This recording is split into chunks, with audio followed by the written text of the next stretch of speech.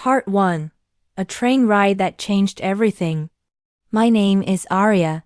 I come from a small village. The village is quiet and peaceful. People there grow food and take care of animals. We live simple lives. We speak our own language, not English. But I always wanted to learn English. I thought it was a beautiful language. I didn't know much. I only knew a few words like hello, thank you, and goodbye. One summer day, I took a train to visit my cousin in a city. It was my first time traveling alone. I was nervous but also very excited. The sun was shining and the air felt warm and nice. I found a seat by the window. The train started to move. I looked outside and saw trees, fields, and little houses. Two women came and sat across from me. They smiled at me.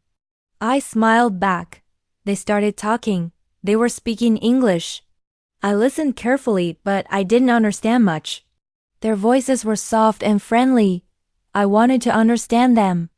I wanted to speak like them. I told myself, I must try. After a few minutes, I said, hello. One of the women looked at me and said, hello, how are you? I felt shy. My heart was beating fast. I took a deep breath and said, I'm good. I learned English. I want to speak more. My English was not perfect, but they smiled again. One of them said, that's great. You are learning very well. I was so happy. They understood me. I felt proud. We started a short conversation. I told them my name. I told them I was learning English. They said they were from England. They were going home after a work conference. We talked for 10 minutes. It was simple, but I felt like I was doing something big. Then the train stopped. It was their station. They stood up.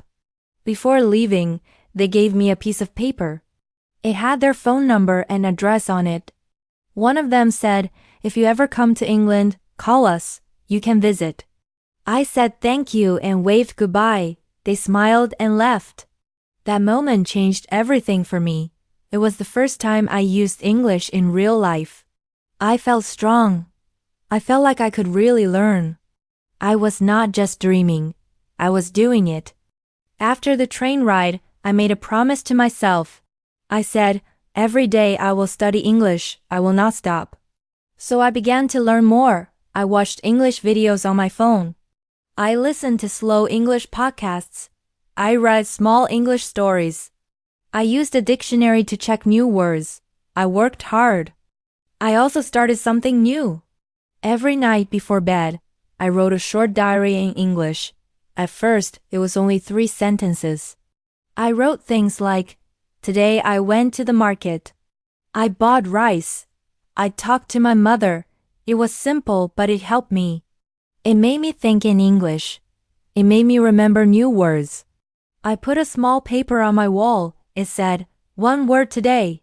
1,000 words tomorrow. I read it every morning. It gave me power. It helped me believe in myself. Sometimes I made mistakes. Sometimes I forgot words. But I did not give up. I remembered the 2 women from the train. They made me believe I could do it. I wanted to visit them one day. I wanted to speak better English. That train ride gave me more than a memory. It gave me hope. It showed me that I could learn. It showed me that I could connect with people in a new way. It was the beginning of something important. It was the beginning of my English journey. Part 2. Lessons, laughs, and little victories. After many months of learning English by myself, I finally went to London. I came to study English in a language school. It was my first time in a big city like this. Everything looked new. The buses, the people, the streets, and even the weather felt different. I was nervous, but I was also very happy. This was my dream. On my first day at school, I met my teacher. She was young and kind. She smiled a lot and spoke slowly, so we could understand her. Welcome, she said. We will learn English together, but not in the old way. We will not use big books. We will not study many grammar rules. We will use English to talk. We will use English to live. I liked her idea. It was different. In my first lesson, there were many students from different countries. Some came from Brazil, some from Japan, some from Spain, and others from Africa. We all wanted the same thing, to speak English better. In class, we talked in pairs. We asked and answered simple questions. We played games. One day, our teacher brought a jar. It was called the question jar. Each student put a question inside. Some questions were funny, some were serious. For example, one question was, "What is your favorite food?" Another one was, "What makes you smile?" We took turns picking questions and answering them. I liked this activity because we were learning, but we were also laughing. Our teacher said, "Learning English should not be boring, it should be fun and real." I started to feel more comfortable. I was not afraid to speak anymore. My classmates were friendly. We made many jokes. Sometimes we made mistakes, but nobody laughed at us. We helped each other. After school, I joined a group called the English Challenge Club. It was a small group of students who wanted to practice more. Each week we had a new theme. One week, the theme was tourist talk. We practiced asking for directions, buying tickets, and ordering food like real tourists. Another week, we had story time. Each student told a short story from their life. I told the story of the train ride and the two women. Everyone listened carefully and clapped at the end. One student said, "Aria, you speak from your heart." That sentence made me smile. I felt proud of myself. Outside school, I tried to use English every day. I went to coffee shops and said, "1 tea, please." I went to stores and said, "How much is this?" I walked in the park and asked people, "Where is the bus stop?" Every time I used English in real life, I felt stronger. These were my little victories. I also continued writing in my diary every night. Now my sentences were longer. I wrote about my classes, my classmates, and my small wins. I also started to put sticky notes on things in my room. I wrote door, mirror, bed, and lamp. When I looked around, I saw English everywhere. One day, our teacher told us something I still remember. She said, "Don't study English to pass a test. Use English to connect, to share, and to live." I understood her words deeply. I was not learning just for school. I was learning for myself, for my future. Step by step, I was becoming someone new. I was still Aria, but now I had more confidence. I had more words. I had more courage, and I had joy in learning. Every smile from a classmate, every kind word from my teacher, and every small sentence I spoke in English, these were not just moments. They were signs that I was growing, slowly, gently, but truly. And that made all the difference. Part 3. Finding my voice. After 2 weeks at school, I started a part-time job. I worked in a small cafe near my school. It was a quiet and friendly place. I was a little afraid at first. I had never worked before. I didn't know how to make coffee or speak to many people, but the cafe manager was very kind. She was only 25 years old, but she knew everything about the job. She showed me how to use the machine, how to serve tea, and how to speak to customers politely. She spoke slowly so I could understand. At first, I only said simple words like hello or tea or coffee. But every day I learned more. I listened to what the customers said. I listened to how my manager spoke. I copied their words and used them later. I started to say things like, "Would you like milk or sugar?" and "Have a nice day." Every shift helped me speak better English. I was using English in a real way that felt special. I also tried a new activity. Every Sunday evening, I recorded my voice on my phone. I read a short paragraph from a book or a story out loud. Then I listened to my recording. At first, I did not like my voice. I thought I sounded strange. But after a few weeks, I started to hear a change. My voice sounded more clear and more confident. I felt proud of my small progress. One day, I went to a little bookshop near my house. I found many children's books in English. They were easy to read and very fun. I bought a book called Brown Bear, What Do You See? I went home and read it out loud like a child. It made me happy. I was not shy. I was learning like a child learns step by step, with joy. Back at school, we had a visitor. Her name was Monica. She studied in our class 1 year ago. When she spoke, her English was beautiful. She was calm, fluent, and full of energy. One student asked, "How did you learn so well?"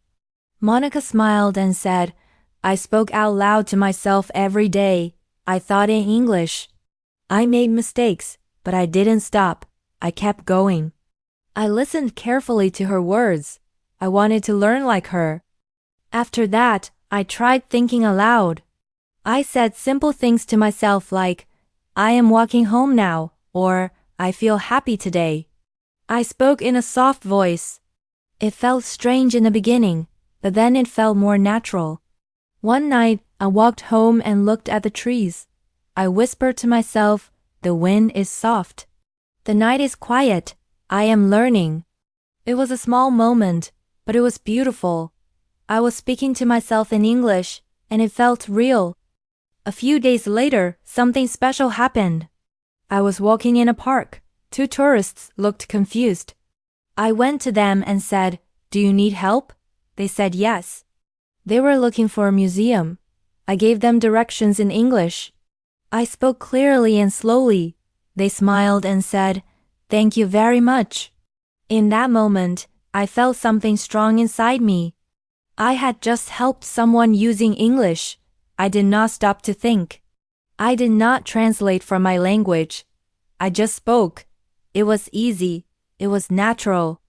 That evening, I sat on my bed and smiled. I thought about the train ride, the school, the cafe, and the books. I remembered Monica's words. I remembered my own small voice reading stories at night. I knew something was different now. I was not just learning English anymore. I was living with English. I was feeling with English. I had found my voice. It was small at first, but now it was strong, and it was mine. Aria's story is a story of hope, courage, and small steps. She came from a small village. She knew only a few English words. But one short talk on a train changed her life. 2 kind women showed her that she could speak English. That moment gave her the power to believe in herself. After the train ride, Aria started learning English every day. She watched videos, wrote in her diary, and listened to English stories. Her words were simple, but her heart was strong. She did not stop, even when it was hard. Then she went to London. In her new school, she met kind teachers and friendly classmates. She joined fun clubs. She played games and told stories. She started using English not just in class, but also in her life. She got a job at a cafe. There, she talked to customers and learned how to speak more clearly. She read children's books out loud. She recorded her voice and listened to her progress. Slowly, Aria felt stronger. Her English grew day by day. Then, something beautiful happened. She helped 2 tourists in the park. She gave them directions in English, and they understood her. She did not translate. She did not feel scared. She just spoke. That moment showed her something powerful. She was not just learning English, she was living in English. She had found her voice. So, what can we learn from Aria? We learn that small steps every day bring big change. We learn that you don't need to be perfect. You just need to start. We learn that speaking out loud, reading, listening, and writing all help you grow. And we learn that mistakes are part of learning.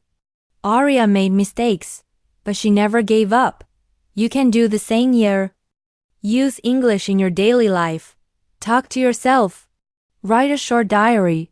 Read a simple book. Help someone in English. You will see progress, just like Aria. Congratulations for listening to the full story. You have already improved your listening and understanding. If you like this story, please subscribe to our channel to support us. It gives us the energy to create more stories like this for you. Also, if you want to help us keep going, please consider donating to support our work. In the beginning, it's not easy. We are doing this for free to help you learn English. Your help means a lot. Thank you.